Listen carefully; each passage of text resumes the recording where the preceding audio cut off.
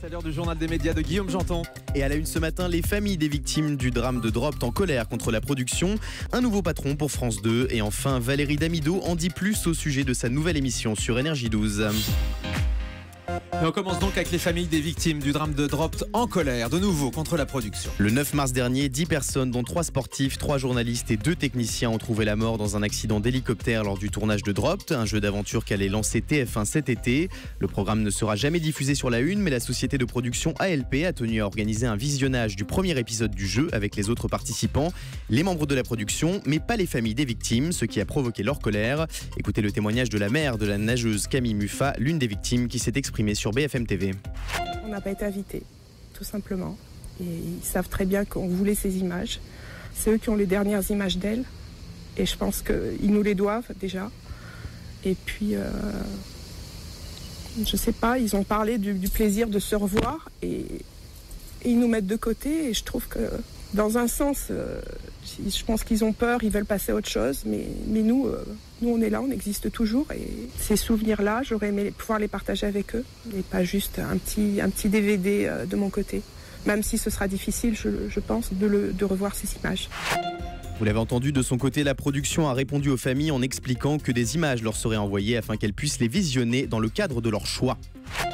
Un nouveau directeur pour France 2. Il s'agit de Vincent Meslay, l'actuel directeur éditorial et membre du directoire d'Arte France. Selon le Figaro, Delphine Ernotte, la future présidente de France Télévisions, l'aurait choisi pour diriger la chaîne du service public.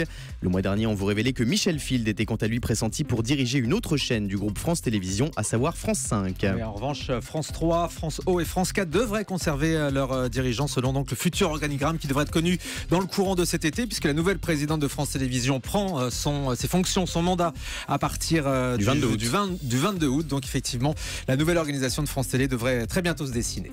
Valérie Damido en dit plus au sujet de sa nouvelle émission sur Énergie 12. Ce samedi 18 juillet, Valérie Damido était l'invitée de Thierry Ardisson dans la version estivale de Salut les Terriens sur Canal+.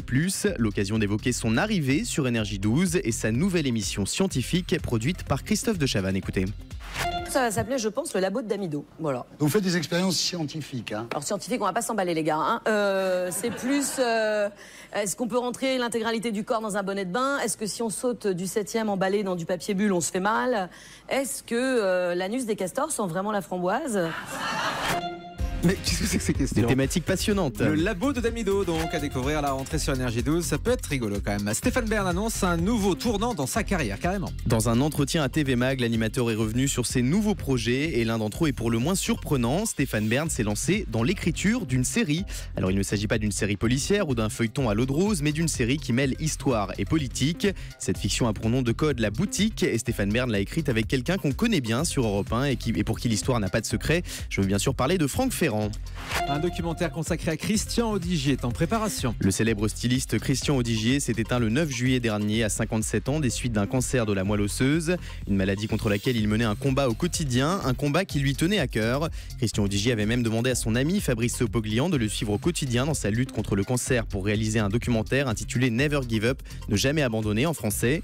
Fabrice Sopoglian, qui est aussi l'ancien parrain des anges de la télé-réalité, a confié à Téléstar qu'il allait se battre pour que ce documentaire voie le jour, bien qu'il n'ait pu réaliser que la moitié du tournage avec Christian Audigier.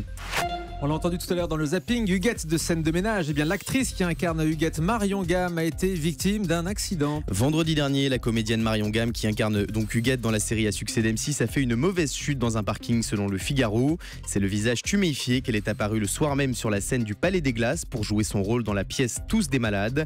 Mais très assidue dans son travail, Marion Gamme n'a pas voulu décevoir les téléspectateurs et elle a tenu à honorer ses fonctions. L'héroïne de Scène de ménage devrait se remettre rapidement de cette chute qui ne lui a causé qu'une blessure légère. Faites un prompt rétablissement. Tous des malades, c'est la pièce mise en scène par Lex Good, si je ne me trompe pas. Absolument. À voir en ce moment sur scène donc à Paris. La télé-réalité de W9, les ch'tis contre les Marseillais, va revenir à la rentrée. Ce mélange entre les deux télé-réalités phares de W9 sera de retour en Access au mois de septembre pour sa deuxième saison. L'émission sera toujours présentée par David Lantin, l'un des visages du groupe M6. Les ch'tis et les Marseillais vont devoir faire face à une concurrence rude à la rentrée puisqu'NT1 programmera Secret Story et Énergie 12 diffusera une nouvelle saison des Anges en Access. Et puis Arte va bouleverser sa grille des programmes en raison de l'actualité. Alors que la Grèce est en pleine période de crise, Arte va modifier sa programmation demain soir pour diffuser un portrait inédit d'Alexis Tsipras en deuxième partie de soirée. Un portrait annoncé sans concession dans lequel le Premier ministre grec livrera sa vision sur l'avenir de son pays et sa place dans l'Europe. Ce documentaire sera suivi d'un débat avec des historiens, des philosophes et des sociologues. Et ce soir, c'est France 5 qui consacre sa soirée à la Grèce avec le documentaire Sale temps pour la planète. On sera dans un instant en direct en ligne avec le réalisateur du sujet. On termine avec le chiffre du jour. 150 €, c'est le montant du gain remporté par Bastien, le dernier maître de midi des 12 coups de midi suite à son élimination samedi dernier.